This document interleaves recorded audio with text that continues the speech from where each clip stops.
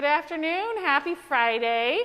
We're so happy to be back with you. We have been off the air for summertime, so we're really excited to be back live with our Humane at Home episodes. I am Stacy. If you haven't joined us before, or you haven't been here in a while, and I'm joined here today with Lauren, one of our other Humane educators, and we have lots of fun stuff for you today, as you can see.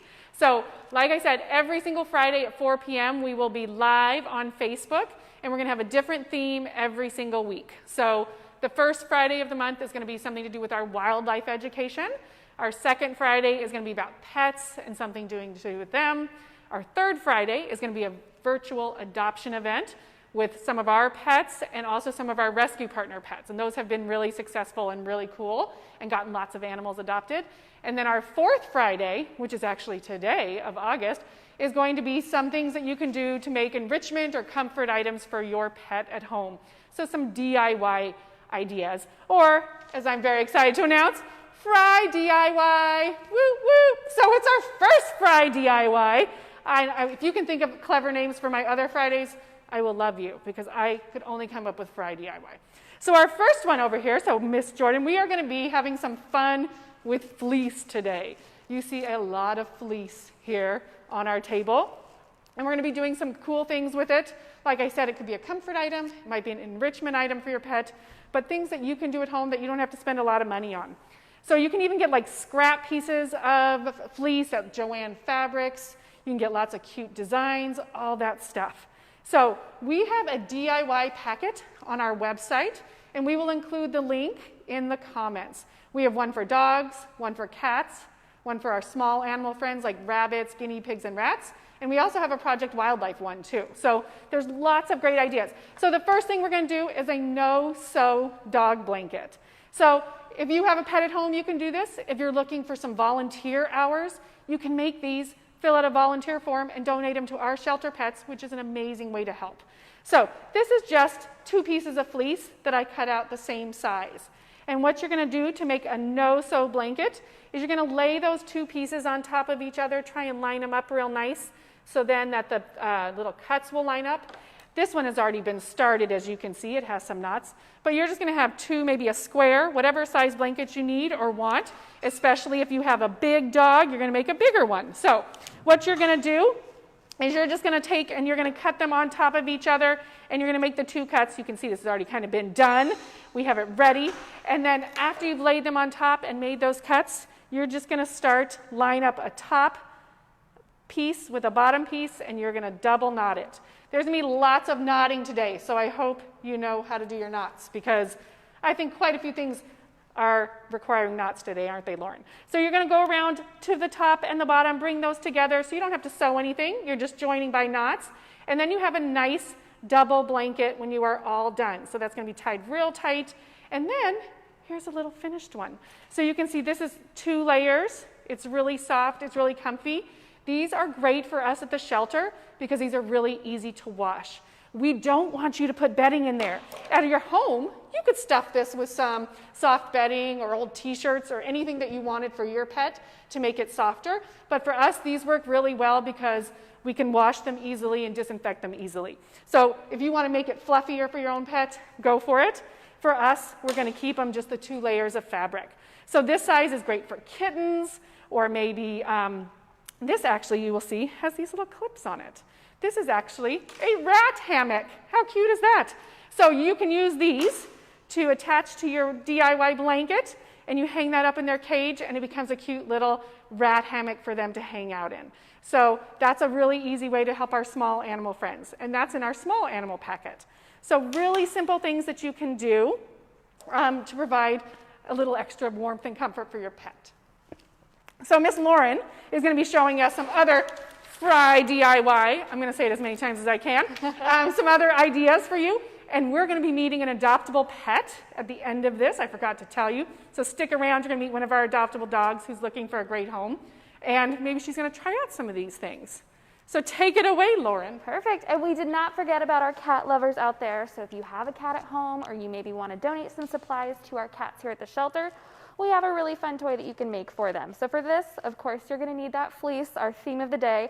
But if you don't have fleece, you can actually use an old sock please make sure you wash it first. Your cat does not want your old sock. Make sure they're nice and clean.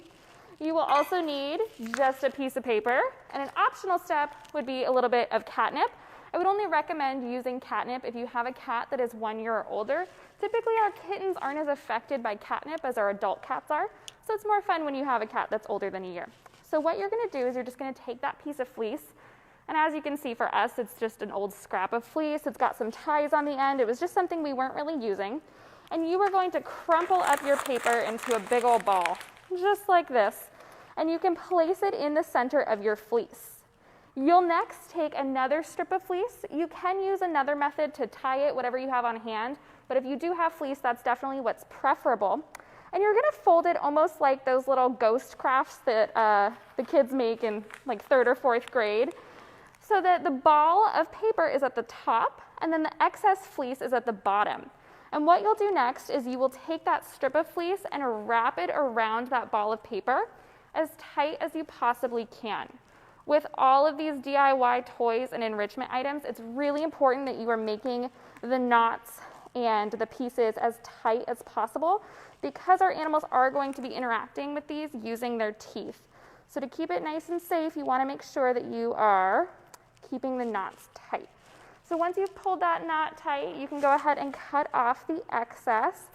And if you're using a sock, it's going to be the exact same thing. You would just stuff this ball in the sock and then tie that off.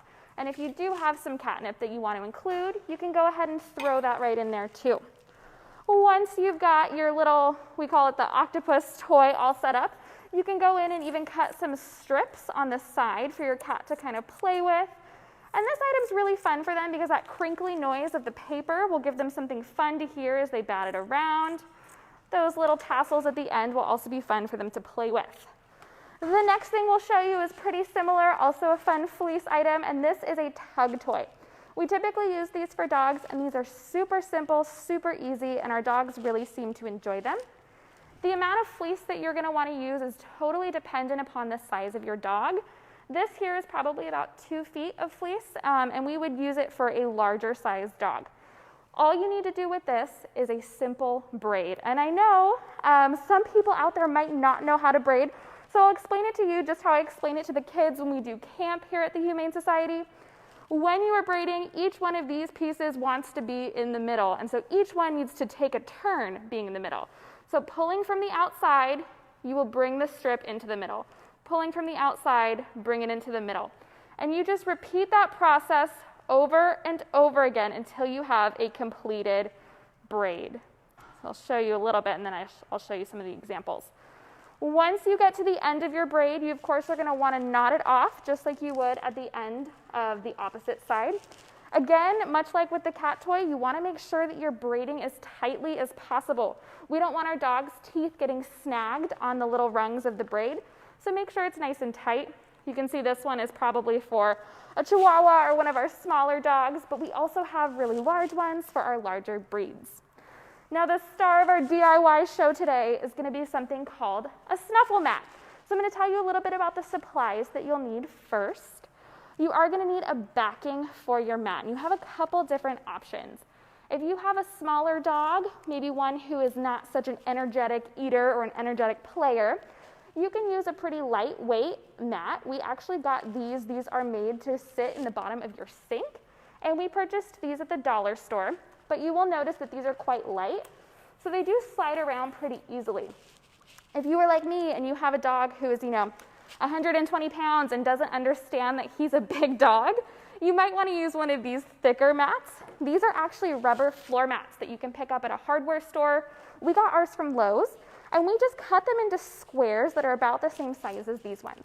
And since these are rubber, they're much harder for your dog to move across the floor. So when they're getting into that snuffle mat, they won't be able to move it as easily. So you might be asking yourself, what the heck is a snuffle mat? I keep saying that word over and over again. Well, what it is it's a form of enrichment. So we've talked about enrichment before on our Facebook Live videos, but what it basically is exercise for an animal's brain, right? So we're not just giving them a treat. We're not just giving them a toy. We're giving them almost like a puzzle, so something to keep them occupied, keep their brain working and exercising, and prevent boredom, which is really important here in our shelter, and it's also important for your animals at home. So what you're going to do once you've got your mat from either the dollar store or the hardware store, is you are going to need to cut a few strips of fleece. So I would recommend cutting them about 1 inch wide and about 10 inches long. So I'll show you what that looks like. Just like this. And they don't have to be perfect. If they're a little bit lopsided or jagged like mine, that is totally okay. And you'll just cut yourself plenty of strips. And what you'll do is you'll flip your mat over, and you're going to thread the end of the strips into the holes of the mat, just like so. So I've got it threaded in between those holes, and then I'm going to make a double knot. So I'll tie it once, and then I'll tie it twice. And you will continue that process, continue that pattern until every single hole of your mat has been filled. Because if you don't fill every single hole, the snuffle mat's not going to be effective. So for example, this one looks complete, it looks nice on the outside, but when we flip it over, we see that there's a lot of gaps and a lot of empty pieces. And that's going to make this not as useful as a snuffle mat, because what we want to do with it, our end goal here, is going to be to sprinkle some treats in here for our dog to find. They're going to be able to engage in that rooting behavior, they're going to have to smell out those treats, find them, and then be rewarded once they do find them. So make sure you are filling every single hole. You also don't want to have strips that are any longer than 10 inches because then they'll be kind of raggedy and all over the place. So make sure that you have a nice length of strip. The last couple things I'll point out for you, you can purchase these. We actually got this beautiful one online. It is a little bit slidey, but it has a really cool pattern, and that's definitely something that you could incorporate into your own snuffle mat that you make at home. So for example, this one is a sunflower. You could mimic that on yours, or maybe a tie-dye pattern, or if you're really artistic, you could even try to do a heart or a character on yours. But this is the one that we have completed that we are going to test out for you today with one of our adoptable dogs.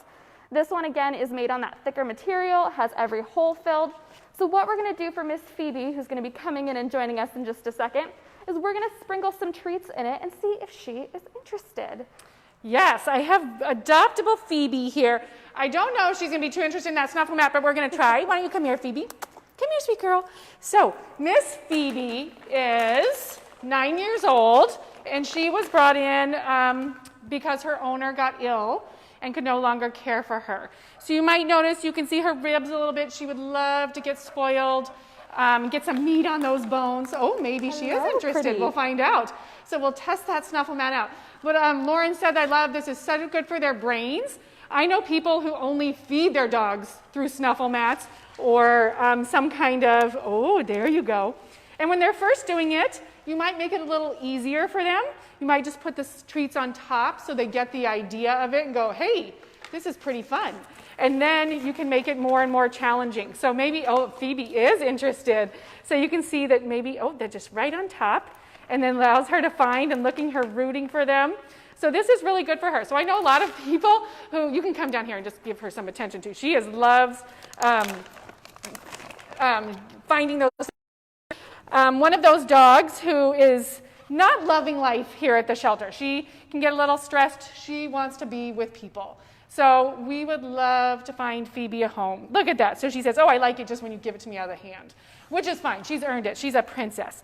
I will tell you that Phoebe is a staff favorite. Maybe we'll put the treats over here so she can look at the camera and show how cute she is. That gray muzzle is one of my favorites. There we go. So she is a staff favorite here at the shelter. When I was just walking, she is in good health, and she is just looking for a family to love her. We are celebrating our Clear the Shelters month. It's usually a national one-day event, but because of our COVID world, we have made it a month-long event. We are participating in that just along with shelters all across the country. Jordan, do you know how many animals we've adopted through Clear the Shelters so far? So far this month, we have adopted almost 1,000 animals. That's amazing. So Phoebe would love to be one of those 1,000 animals. And she says, what is this? Well, this is what you get to take home if you adopt from Clear the Shelter. So we have a great bag from our sponsors. You get a bag of food, and she likes that, and then you get a cute little toy as well. So any adopter who comes in through the 31st gets one of those for Clear the Shelters. We would love, love, love to find Phoebe a good home. The adoption process right now, remember, we are still closed to the public. So if you are interested in Phoebe or any of our other animals, you need to go to sdhumane.org. Oh, she's checking out all the snuffle mats. And you need to go to our website, and you're going to make an appointment to speak with one of our adoption counselors, and then they'll give you a call and set up an appointment to talk and learn about one of our animals that you're interested in, and then make an appointment to hopefully come pick them up and take them home. So Miss Phoebe is really, really a wonderful girl. The senior pets are the best because they just want to hang out and watch Netflix, which we're doing a lot of right now. She would make a great study companion for kids who are at home, or if you're working from home. She's an amazing girl, and you can't beat the love of a senior dog. So we're hoping that someone out there is seeing Phoebe and maybe she's the girl for you. And if not, we have lots and lots of other amazing, deserving animals who are on our website as well. And what types of animals do we have? We had someone asking if we have kittens. Oh, Kittens and yes. Oh, well, Phoebe wants to come say hi to you, Jordan. We have kittens. We have cats. We have guinea pigs. We have rabbits out there. I think at our Escondido campus, we have pigs. What else? Do we know of any other ones that we have? we have some roosters. Oh my gosh, we have roosters. We have it all. You can find anything you want at the Humane Society. Sometimes you have to wait a little longer, but those are all available and waiting. I also saw someone, Miss Emily, who is one of our top fans. It's so nice to see you again, Emily, who asked about doing hamster DIYs, and we can certainly do that for you. And if you check out our packets that we'll put in the comments, there are some things for our small animal friends too. So you can find lots of ways to help your own pets or our shelter pets. We're taking donations now. So hopefully someone's seeing Miss Phoebe and maybe she's catching your eye. I love that gray muzzle. That's one of my favorite things. You really can't beat a senior pet. 9 years old, she's still got lots of love to give and would love to be your Velcro buddy. That's our Miss Phoebe. So any other questions, Miss Jordan?